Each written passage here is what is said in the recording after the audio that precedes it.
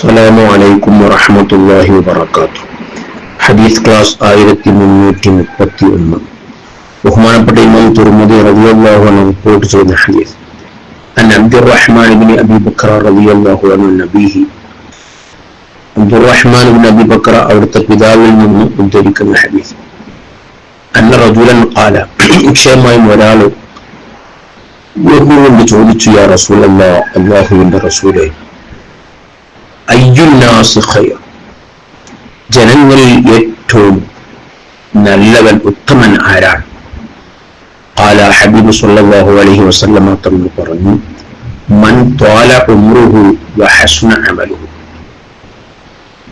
ദീർഘായുസ് ലഭിച്ചവൻ, അതോടുകൂടെ നല്ല പ്രവർത്തനം, നല്ല അമലുകൾ ചെയ്തവർ. അമലുകൾ നന്നാവലോടെ ആയുസ് കൂടുതൽ ലഭിച്ചവനാണ് ജനങ്ങളിൽ ഏറ്റവും ഉത്തമൻ. അദ്ദേഹം വീണ്ടും ചോദിച്ചു, ഫഅയ്യുന്നാസി ശർ, ജനങ്ങൾ ഏറ്റവും മോശപ്പെട്ടവനാരാണ് നബിയെ?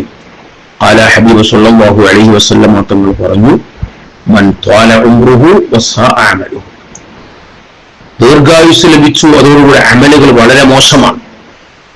ആയുസ് ഒരുപാട് കിട്ടി, പക്ഷേ അവന് കൃത്യമായ അമലുകളൊന്നും ചെയ്യാൻ കഴിഞ്ഞിട്ടില്ല, മോശമായ ഒരുപാട് പ്രവർത്തനങ്ങൾ. ആ നിലക്ക് ആയുസ് നീട്ടി കിട്ടിയവനാണ് ജനങ്ങൾ ഏറ്റവും മോശപ്പെട്ടവൻ. അപ്പൊ ദീർഘായുസിന് വേണ്ടി നമ്മളൊക്കെ ദുആ ചെയ്യാറുണ്ട്, ആയുസ് നീട്ടി തരാൻ വേണ്ടി.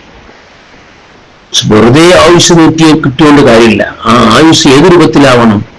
സൽക്കർമ്മങ്ങൾ ചെയ്യാൻ തൗഫീഖ് ലഭിക്കലോടുകൂടെ ആയുസ് ദീർഘമാക്കി കിട്ടണം. അപ്പോഴേ നമ്മൾ ജീവിച്ചതിന് അർത്ഥമുള്ളൂ, അതിന് ഫലമുള്ളൂ.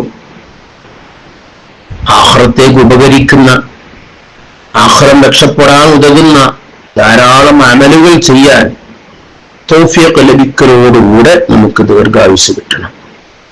എന്നാൽ ആ ആയുസ് ഫലപ്രദമാണ്. അത് ജനങ്ങളിൽ വെച്ച് ഏറ്റവും ഉത്തമൻ അവനാണ് എന്നാണ് ഹബീബ് സല്ലല്ലാഹു അലൈഹി വസല്ലം ഈ ഹദീസിലൂടെ നമ്മെ പഠിപ്പിക്കുന്നത്. അല്ലാഹു സുബ്ഹാനഹു വ തആല ധാരാളം സൽക്കർമ്മങ്ങൾ ചെയ്യലോടുകൂടെ ഒരുപാട് കാരുണ്യ പ്രവർത്തനങ്ങളും ആഖിറത്തേക്ക് ഉപകരിക്കുന്ന ഇഖ്ലാസുള്ള ഒരുപാട് പ്രവർത്തനങ്ങൾ ചെയ്യലോടുകൂടെ അല്ലാഹു നമുക്കൊക്കെ ആയുസ് നീട്ടിത്തരട്ടെ. അവന്റെ പൊരുത്തത്തിലായി ദീർഘായുസ് അല്ലാഹു നമുക്കൊക്കെ നൽകട്ടെ. ആമീൻ യാ റബ്ബൽ ആലമീൻ. വസല്ലല്ലാഹു അലാ സയ്യിദിനാ മുഹമ്മദിൻ വഅലാ ആലിഹി വസ്വഹ്ബിഹി വസല്ലം.